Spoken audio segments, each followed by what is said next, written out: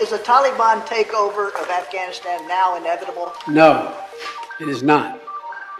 Because you have the Afghan troops have 300,000 well-equipped as any army in the world, and an air force, against something like 75,000 Taliban. It is not inevitable. By late afternoon, the Taliban made a brief incursion into Kabul, probing. They met no resistance. Kabul would be a walkover. Just hours later, seeing the writing on the wall and likely saving his life, President Ashraf Ghani escaped the country. It was game over. Your own intelligence community has assessed that the Afghan government will likely collapse. That is not true. Can you please clarify what they have told you about whether that will happen or not? That is not true. They did not reach that conclusion. And this is just in. For the very first time, we are getting a look at new video showing the Taliban inside the Afghan presidential palace there in Kabul. You can see here, if you look at this video, a number of armed men celebrating and even sitting in the chair that Afghan President Ghani relinquished just hours ago.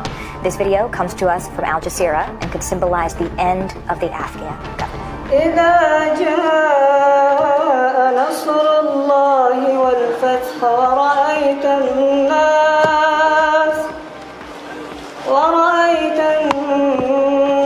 يدخلون في دين الله أفواجا. Taliban fighters were in some cases sitting with the soldiers at checkpoints, and they had basically come and the soldiers had surrendered to them, the police had surrendered to them. There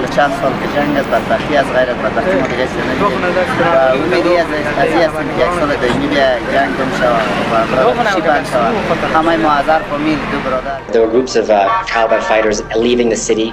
They were leaving captured Humvees, police trucks with captured weaponry, and there were crowds of locals on the side of the street cheering them, little children running after these vehicles. There's going to be no circumstance where you see people being lifted off the roof of an embassy of the United States from Afghanistan.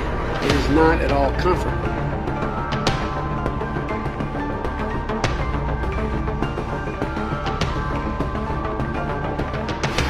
A major component of sustaining a robust diplomatic presence in Kabul is to maintain a functioning and secure airport in Kabul.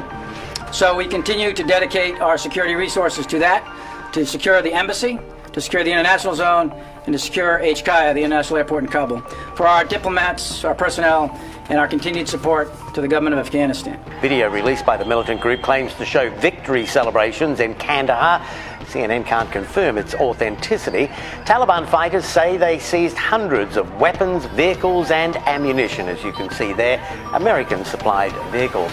The head of the provincial council says the entire city is under Taliban control except the airport and army corps.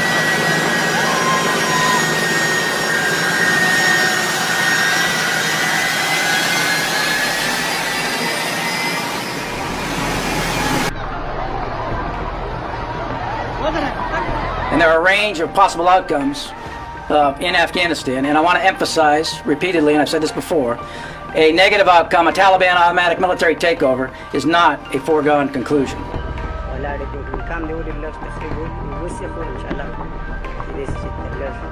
Whatever happens in Afghanistan, if there is a significant deterioration in security, that could well happen. We've discussed this before. I don't think it's going to be something that happens from a Friday to a Monday. So I wouldn't necessarily equate the departure of our forces in July, August, or by early September with some kind of immediate deterioration in the situation.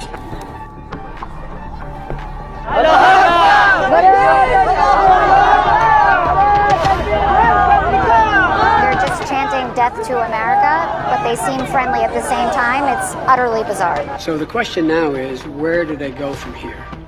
That, the jury is still out.